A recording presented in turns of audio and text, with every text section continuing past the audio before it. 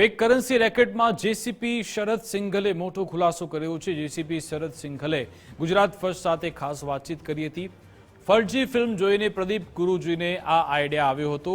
પોતાનો આશ્રમ મોટો અને પ્રસિદ્ધિ મેળવવા રેકેટ શરૂ કર્યું હતું। ટેલિગ્રામ મારફતે નકલી નોટોના એજન્ટનું નેટવર્ક ઊભું કર્યું। પ્રદીપ ચીનના એજન્ટો સાથે પણ સંપર્કમાં હોવાની આશંકા। નકલી નોટ છાપવા ખાસ સોફ્ટવેરનો ઉપયોગ કરતો। આરબીઆઈ, એનઆઈએ, ઇન્કમટેક્સ સહિતની એજન્સીઓ પૂછપરછ કરશે। આવકવેરા વિભાગ દ્વારા પણ આ બાબાની તમામ મિલકતની તપાસ થશે। ભક્તોને પણ નકલી નોટ પધરાવવાનું પ્રદીપનું કાવતરું હતું।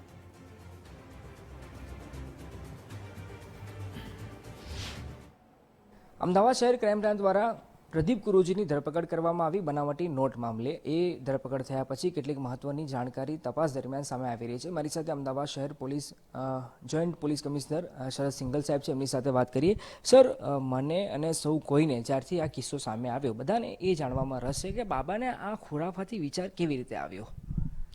ક્રાઇમ બ્રાન્ચે જો ચલણી નોટોનો કેસ કર્યા છે, 2 કરોડ 48 લાખ ચલણી નોટો પકડે છે।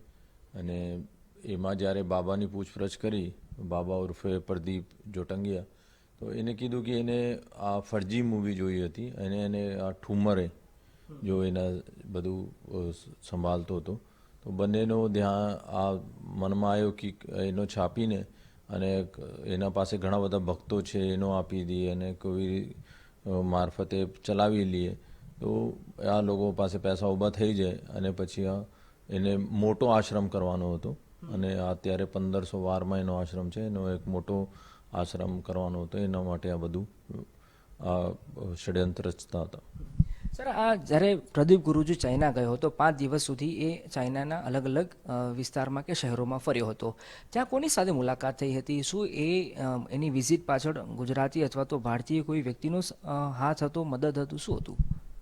નહીં, ત્યાંનો ચાઇનીઝ છે, એને નંબર આપ્યા છે, પર નામ એનું પણ ખબર નથી। પર અહીંયા ઘણા બધા એજન્ટો છે જો ચાઇનામાં સંપર્ક કરાવતા હોય છે અને આ પણ તપાસી રહ્યા છે કે એને ત્યાંનો કરન્સી કોને પ્રોવાઈડ કરાયો અને અહીંથી પેમેન્ટ કેવી રીતે થયું। એજન્ટની વાત કરી તો સર, આપણા રડારમાં અથવા તો આપણી તપાસ દરમિયાન કેટલા એવા શંકાસ્પદ એજન્ટ આવ્યા છે હજુ સુધી?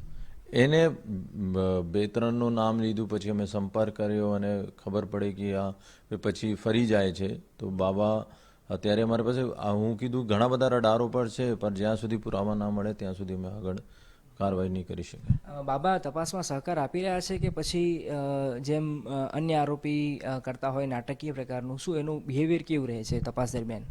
નહીં, હવે આ ડ્રામા તો કરે છે કે એનાથી ગલતી થઈ ગઈ, હું આ ઈચ્છે છે પૂરા એનો આ છે કે ભાઈ આ ફરીથી નહીં કરું, પર બહુ શાતિર છે।